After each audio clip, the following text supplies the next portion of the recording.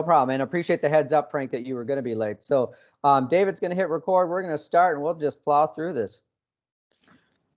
Good morning. The regular meeting of the Lowry Hill Special Service District Advisory Board will now begin. My name is Michael McLaughlin. I will be facilitating this meeting of the Lowry Hill Special Service District Advisory Board. Before we begin, I'd like to note that this meeting includes the remote participation of members as authorized under Minnesota Statute Section 13D.021 due to the declared local health pandemic. I will now call this meeting to order and call the roll so that we may verify the presence of a quorum. Board members, when I call your name, please indicate that you are present. Tom Fletcher is not present at this time. Steve Havoc. Present. Frank Inamagua. Present. Very good. I will note I'm joined by David Bauer with the City of Minneapolis. Andrew Carlson is not able to join us today.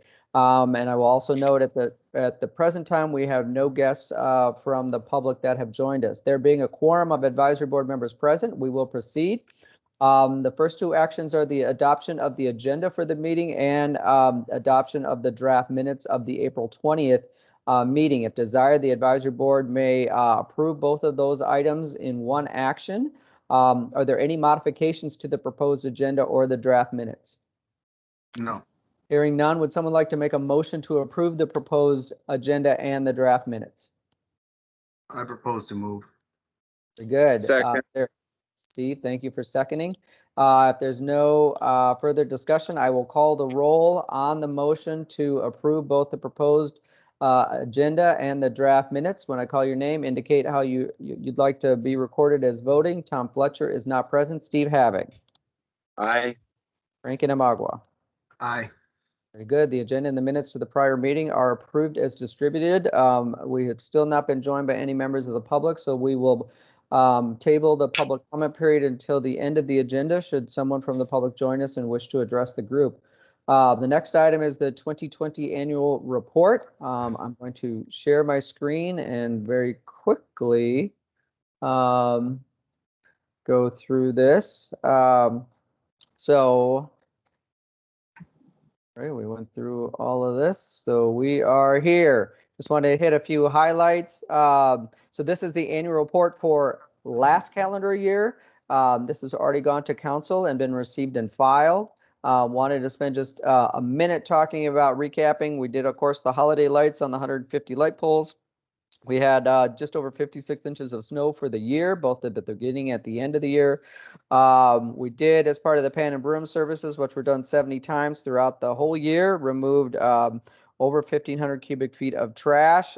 We did a number of other services, spring and fall cleanups, monthly weed and debris removal, turf renovation, and so forth. I'm going through this quick, but please stop me if you have any questions. Streetscape maintenance and repair, we continued to do the weekly graffiti abatement within the public right-of-way and removed over 1,500 instances of graffiti throughout the calendar year, and did continue to maintain the district's electrical system. All the banners were inspected monthly and any issues dealt with. I'm just moving on. And then we removed over 1,700 bags of trash from the district's public trash receptacle. So that's a quick recap on the services. From a financial standpoint, this is the final year-end budget. You can see total, the amended budget, so there was some substantial surpluses that had been rolled over, was $396,403. We spent $249,439 of that. And the total surplus at the end of the year was $146,964. That's actually split into two subpots, and you'll see those numbers reflected in your amended budget for 2021. So there was a substantial surplus as expected at the end of last year.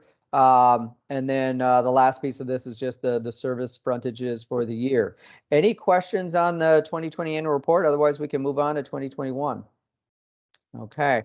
Moving on to there's no action required on that item. So we'll just keep moving here. So this is your amended 2021 budget. You will see that those surpluses have been carried forward, and those dollars are now available to spend in this calendar year. So your amended budget as of this year, as of right now, is 289,464. For budgetary purposes, we allocated those surpluses both to snow, and the idea there is that's sort of a snow reserve fund to help in those years where we have more than average snow accumulation. It helps have those funds available to take care of the snow services and not have a huge increase in service charges the following year, which is what we'd have to do if there was a deficit situation. The other component, which is the flat rate component, we added that to streetscape maintenance and repair to that line item, but know that we have the flexibility to spend those dollars throughout any of these other flat item line items in the budget. So just to quickly recap, we are doing the pan and broom twice a week in the summer. We are emptying, all the trash receptacles are emptied twice a week. We're obviously staying on the mowing. All the planting beds are gone through once a week to pull out any garbage, remove any weeds, any pruning that's needed.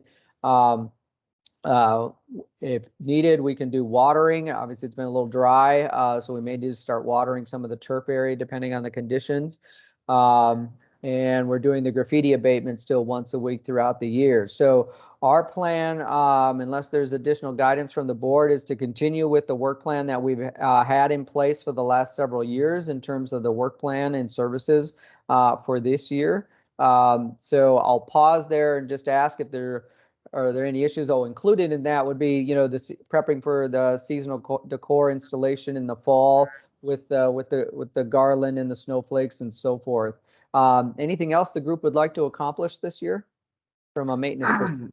It's just a quick question. Okay. The sidewalk buckling or anything like that, who takes care of? Is that the special service district or is that the actual city? Yeah, that's a great question. So sidewalk are not part of the special service district scope of work. They could be, but the past practice has recommendation from the board is that they not be. And so how that is dealt, the city, and this happens everywhere in the city where there's a sidewalk, there is an inspection process and a sidewalk condemnation process. And typically that occurs on sort of a 7-year cycle generally, where they kind of move around the city and do their sidewalk inspections. And you've probably seen this if you know you live in Minneapolis or own property, you'll get a notice, hey, your sidewalk was condemned. There are options for how it's dealt with.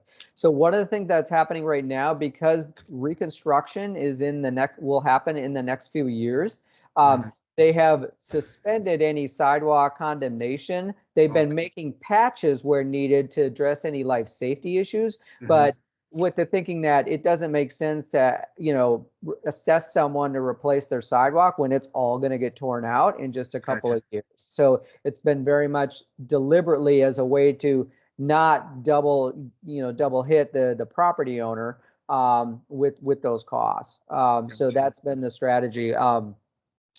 But appreciate the question though. Frank, let me just, Frank, to answer your question shorter, they just bill the owner of the property. Gotcha. Okay, great. That's another way to And say I can tell. Yeah. Thank you. I appreciate it. Well, we had a client who tripped on by the bus stop on the buckling sidewalk, so we had to deal with that, and I just had no idea of, you know, because it hasn't gotten better. So yeah, Frank, I just sent you the sidewalk department contact that you can definitely get in touch with Jim Glenn. So look for that in your email. I just Great. Thank you so much. Appreciate it. I just don't want to get sued, you know. Right. Just well, so just a little bit beyond the scope of the service district, but you as a property owner, you can replace that sidewalk whenever you want, and you are the property owner. Adjacent property owner is the responsible party. Yep. So you may want to address that issue, but I would, to David's point, I would work with Jim. They might be able to do an interim fix for you. Okay. So you are, you know, hopefully more inoculated against any kind of any claim. Yeah. So I think that's the best path forward. But as Steve succinctly said, the city will come through, condemn your sidewalk, and then charge you for it if you don't want to Okay. repair it yourself. Okay, no problem. Thank you. I just want to clarify because I know the special service district does the plowing there. Yep. So I just didn't know if that was something that, that we covered. So Yep, great question. Anything else on 2021? Otherwise, we can move on to 2022. Okay. Okay. 2022 included a draft budget in the packet. One of the things we do each year for all the districts is, as we're preparing this draft budget, very much subject to today's conversation, is we kind of look at where the money was spent last year. So what were our actual costs? So just like a business would, like what are our actual costs? What's our run rate on things? So went through, and this is the draft budget we're recommending. On the sources, on the revenue side, our preference has been, just because it has been clearly such an economically challenging year for almost all business and property owners anywhere, but we have really strived to come in with no increases in service charges as we go into 2022, just recognizing the economic impact of everything that's happened over the last year. So this draft budget does not result in any increase in service charges in total to the property owners within the district. So and that was accomplished because the group has some surplus. I feel that we can reduce the snow assumption. In the past, we used to assume 60 inches of snow and budget for 60 inches of accumulation in a year. We then a couple of years ago dropped that to 54 inches, again with the idea that you're carrying forward these surpluses each year. So the typical snowfall in the Twin Cities is 48 to 50 inches of accumulation in a typical winter. So because the group has been carrying a surplus, and we would expect that same surplus. There's a few things we need to get done this year, but we do expect that we will end this calendar year with a surplus, that it would be prudent to assume a lower amount of snow accumulation. Therefore, we can drop this budget line item accordingly. And that allows you to have a no increase from a budgetary perspective in the service charges going into next year. The rest of these are made a couple other tweaks. The seasonal decor is a little bit more expensive, so I bumped that up, but I adjusted some of these other line items. But again, this would result in no increases, but still providing those services that the business and property owners have, for years now come to sort of expect from the district. Thoughts on the draft budget? Not for me. nope, it looks pretty solid. Okay. Would someone like to make a motion to adopt the 2022 budget and work plan recommendation as drafted? I motion to adopt the budget recommendation. Very good. Is there a second? Very Second. good. Is there a third from your canine friend there, Steve, that would like to on the motion? Well, this is Pierre. Oh, he may have to take your place on the board, Steve. Very good. So if there's no further discussion on the motion to adopt the 2022 budget and work plan recommendation as drafted, I'll call the roll. Tom Fletcher is not present. Steve Havig on the motion. Aye. Ganamagua. Aye. Very good. That motion passes. Just like in all prior years, that budget will be incorporated into an operating plan, a proposed operating plan for the coming year.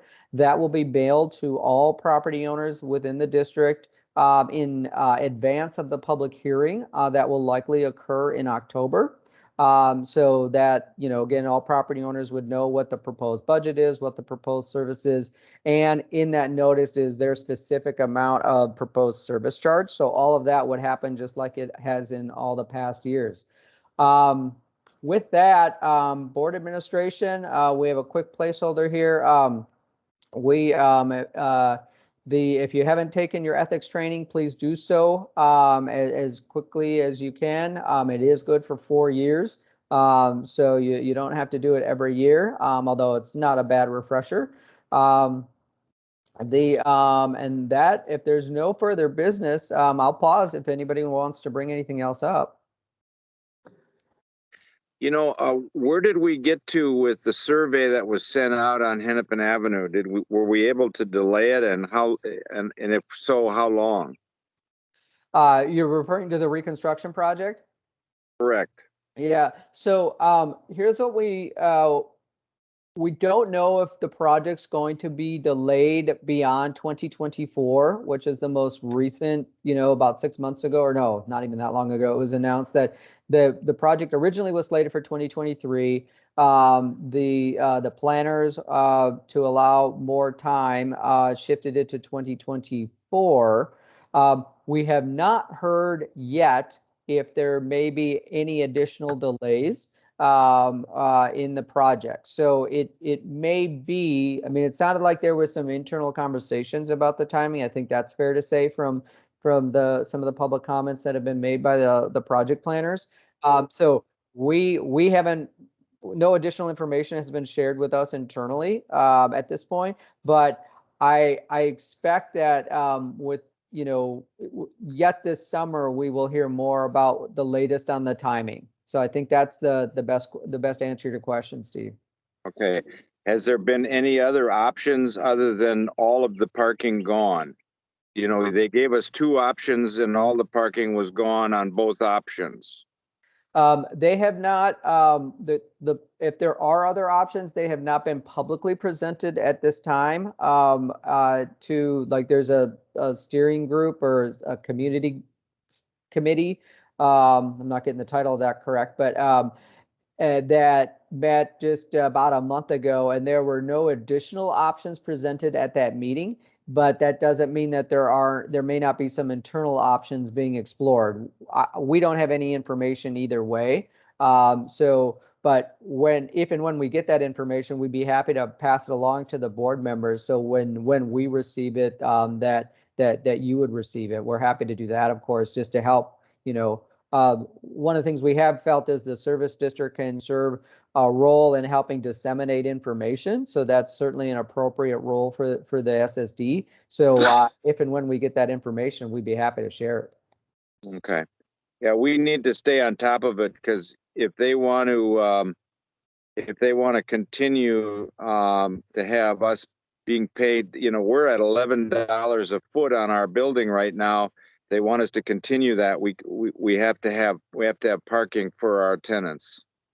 So it's a hugely important situation, and actually, I think that Fratelloni's should weigh in on this too, even though they have a parking lot and they shut off one of the driveways. So it's a huge concern.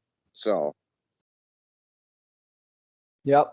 No, I appreciate it, and we're aware that there are a lot of conversations happening within the business community. So it sounds like that is there's been a robust sort of dialogue internally within the business community. At least that's my sense from just talking to business and property owners over the last several months to a year on this project. So I think we're kind of waiting to hear from the project planners what their proposal to the city council is going to be.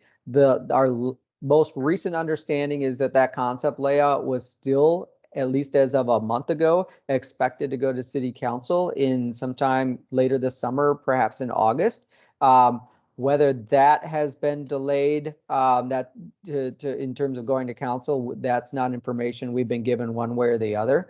But if and when we do hear about that, if it's going to stay on that schedule or if a new schedule has been put in place, we'll certainly keep the board members up to date as we can. Okay. Well, that's a huge piece of this, because if we're at about 51% of our rent now, and on the other side of the street with Fratelloni, they're less than that with the vacant spaces. So if you want to continue with a service district, you'll need to have us be able to rent our places. So Understood. Just a comment. Pierre is concurring with your comments as well, Steve. So thank you. Comments are well taken though, Steve. I appreciate it. Clearly the reconstruction of the corridor has been an active conversation in both in the Lowry Hill Service District amongst board members and the business community, as well as in the Uptown Service District. So we are very much tracking that project and appreciate your comments and feedback. And, you know, certainly encourage everyone to continue to stay plugged into the project planners, to the processes that they have in place. So in any information we get, as I said, we're happy to pass along as we get it. So yeah, well, if there's anything else, otherwise we can adjourn here at 10:30 if that's the group's desire. You're I muted. second it. Okay. Well, with that, we will thank you both for your time and know that we're see any maintenance issues, anything that needs our attention, we're an email, text, call away. We are in the district very, very frequently. So we certainly try to catch things before you even need to let us know about it. But if you see anything, don't hesitate to reach out to us. Not certain when the next meeting will be. I think it'll likely be related to the Hennepin Avenue reconstruction. So as we hear from the project team and when they're ready to meet with the advisory boards again, that's when we'll be in touch and canvas for a date that works for everybody so we can continue that conversation. Okay. Very good. Thank you. With that, thank you, everybody. Great. Thank you so much. Have a great one. Appreciate Thank your you. time. Thanks. Thanks, David. Bye-bye. Bye-bye. Bye.